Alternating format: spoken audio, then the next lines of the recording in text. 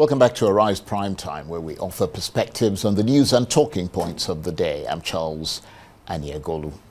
Now, a new AI video currently doing the rounds online, falsely purporting to be an interview between me and Peter Obi on Arise News, sets the scene for our discussion on the dangers of artificial intelligence in the upcoming political warfare for 2027. The video falsely portrays me interviewing Mr. Obi while he endorses a financial investment scheme on Arise News. Well, let's be ineluctably clear. It is an AI-generated fake video. Peter Obi never had any such interview on Arise News, and the video is a complete fabrication designed to mislead the public.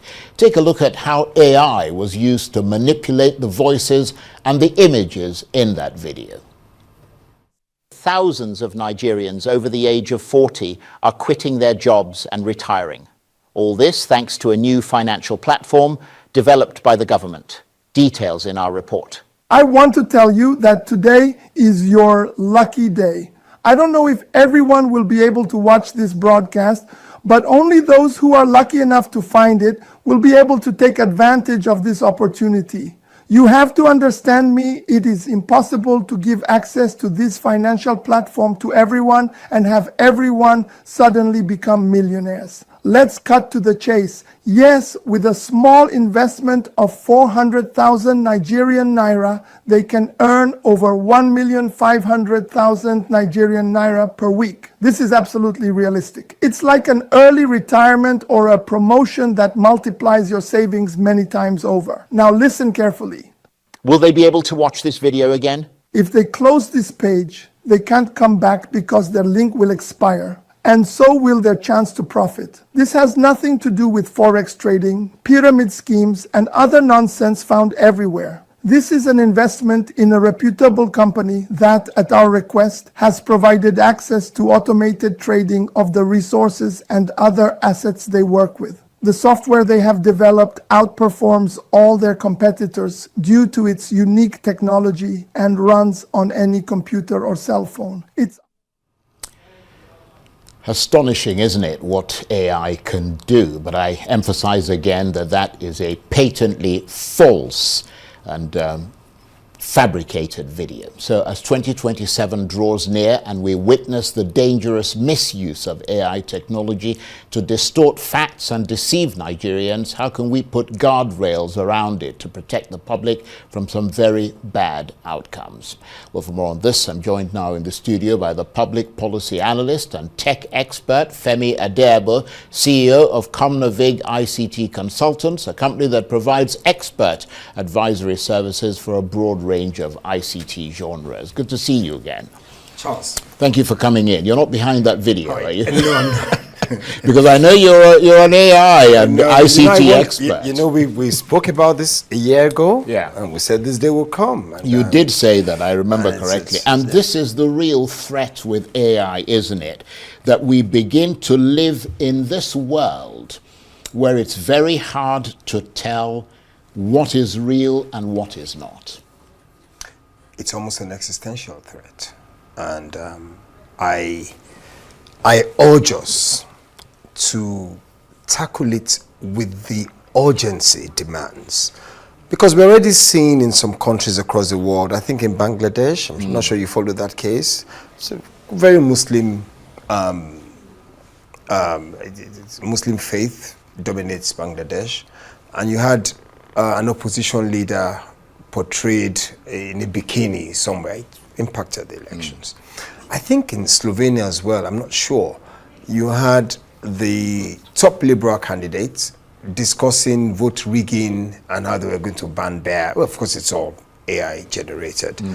And, then you're playing catch up. You're explaining, no, it wasn't, that wasn't, I would say that was, I could tell, that wasn't Peter Obi's. The accent was different. Yeah, and then when you start hearing Nigerian nairas and everything, yours was. But it was still his voice, though, wasn't it? That's the amazing thing. I thought he had it thinner. Yeah, a little bit thinner, but the point is that if somebody overheard the timbre Oh, no, of it's his no. voice, they would say, oh yeah, they think it's people. And because it's improving daily, in the next 2 years, even him would not be sure whether he actually said that or not. It's extraordinary. And that becomes a real, we start heading into a world where everything is in the flux. You don't know what's real and what's not. Is that it's what dangerous. worries you as an ICT expert yourself and somebody who started sounding the alarm on AI? You have better knowledge of it than most of us do, but you started sounding that alarm a long time ago. I mean, what is it about it that worries you more? Is it the trust factor, that you can't really trust what this thing is saying? Well, it's a double-edged sword. A point comes when, even for evidential purposes, you'd capture video of something or someone, and then they'll say it's AI, and double down. And they bring an expert to court who will testify that, look, it's AI. Then the other side will bring an expert who would say, it's not AI. Right. What's and the poor judge to do? Confuses the public. Basically. Well, especially if you're showing the judge perhaps an AI clip of what he did not do the day before. So it becomes, it's beyond confusion. I use the word existential very, very deliberately. If you watch, I think there was an interview Eric Schmidt gave recently, was the CEO of Google. His own concerns with AI are also existential, about terrorism. This, in the hand of bad guys, a lot of nasty things can happen. Chemical weapons can be developed now at an exponential speed, who knows, nuclear. But Charles, I want us to be very clear. AI is probably the most important technology advancement in the history of humanity. Of mankind. Yeah. Well, I would say after, guess which one? Nuclear. And why do I say nuclear? Nuclear technology powers about 10% of the world's energy grids, about 10.2%. But 10% of the entire stock of nuclear warheads would destroy the world many, many times over. And this power is in the hands of a few men, right? AI too, the capacity for improvements in what we do, healthcare, agric, security, it's almost unimaginable. The destructive potential is probably along the lines of the nuclear one as well. Yeah, the difference is that nuclear weapons are in the hands of a few people and AI technology is widely available. But the control can be in the hands of a few people. Let's the tech companies first, the staging companies, then the governments. This is not something government can play liberalism, free. It's not like social media. I mean, you saw what Australia did. Australia has banned social media now for under 16s. That goes into effect, I think, December 2025. Yes. It's taken them a long while to get there because of the free, but they've come to the conclusion that the risks at that age level outweigh the benefits. When you look at the risks of AI, it mandates countries to really put in place very serious guardrails. Yeah, so that's what I was going to ask you next. Should there be laws to prevent people using, for example, because you see, the problem with AI is that, as you correctly pointed out, it is so broad. It's one of those technologies that is so broad that when you talk about regulating it, you might as well talk about regulating the internal combustion engine, for example. I mean, because the ways you use it can be very, very different. Absolutely. So you'd have to put them in neat little Categories, pigeonholes, yes. right? So should there be laws, for example, we saw that video, that mock-up, to prevent people using, I mean, we interviewed Peter Obi on Arise News. They took the interview and mocked it up.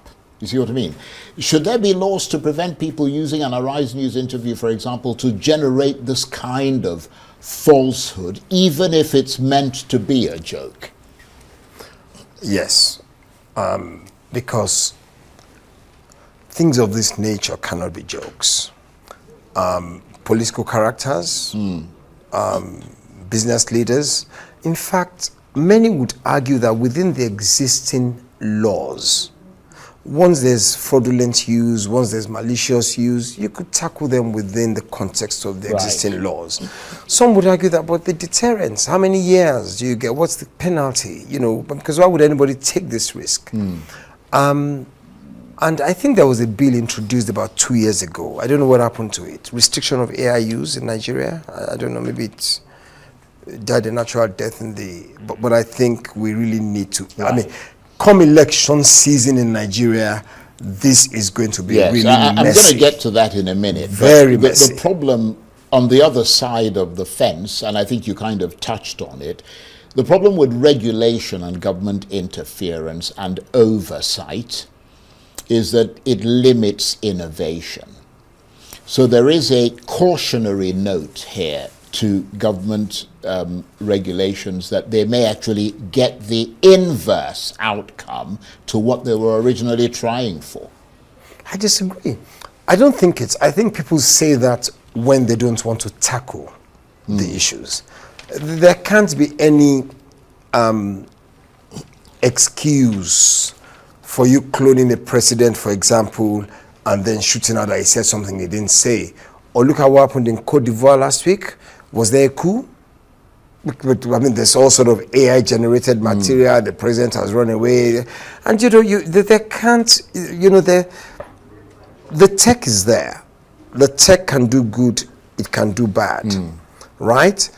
There can't, if we can say individuals can't keep AK-47s at home, enforcing is a different kettle of fish, or they can't own submachine guns, then, you know, it's as simple as that. I don't see that you limit innovation in any way by saying that you can't apply this, you can't use this technology for this kind of activity. Right. You can't deceive people. You can't cyberbully people. Well, that's why I said it has to be in very clear categories. I mean, yes. But some would argue that that's where the arguments would come from. Oh, it stifles innovation. When you sit them down and ask them, how does it stifle? Let's break it down from a technology. Is it the computational models? Is it the large language models? How does it actually stifle innovation? The fact that I say you can't clone another human being's voice and publish to the world what it did not say. I mean, that's it. It's, you know, it's... Do the security agencies in Nigeria, because we know that a lot of things in this country tends to lag behind other places. I mean, do the security agencies actually have the technology to tell whether something is AI or not? I mean, if, for example, the police were to say they're prosecuting someone, as you said, you go to court and somebody presents their own, the other one, I mean, can they determinedly say that this is AI? Based on their capacity. Charles, but you know that's a question really for the security agencies to answer. Well, I mean, you advise a lot of people in this country, so I'm wondering whether you've been advising them on what to do. What I can tell you for free is that the capacities inherent within our security technology is underestimated. These guys are switched on. There's some very, very switched on. Well, you're one people. of them. I'm not in the security. Well, I'm not in the security environment. No. I wish I were. Okay, no. What I mean is, I'm talking about the people, because the security people get people to advise the experts in the business, and you're one of those experts. No, but from what we hear, I don't mean you as a security person. You're clearly we not. know, for example, people like the NSA, the DSS. I mean, these people are amazing individuals. I actually helped at the public forum on the cybercrime bill, right? Then a few years back. So I was opportune to interact with a few of them. So they're clued on, are they? They're really clued on people. Well, but then don't forget as well, Charles, I need to say, AI itself, because it's self-learning and self-replicating technology, now has that power to outthink. So it's a case of, so... That's what worries a lot of people. Yes. It can think on its own.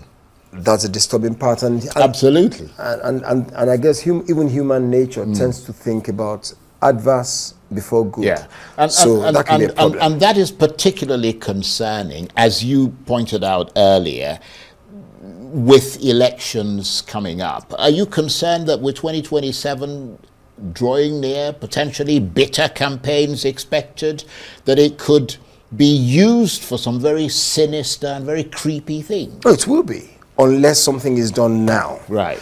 And enforcement must be, I think, very single-minded, very ruthless, and devoid of all the sentiments of, we're interfering with people's, within the ambit of the law, because the laws exist, and where they do not exist, they need to be treated with expediency. Yeah. It will become a total mess.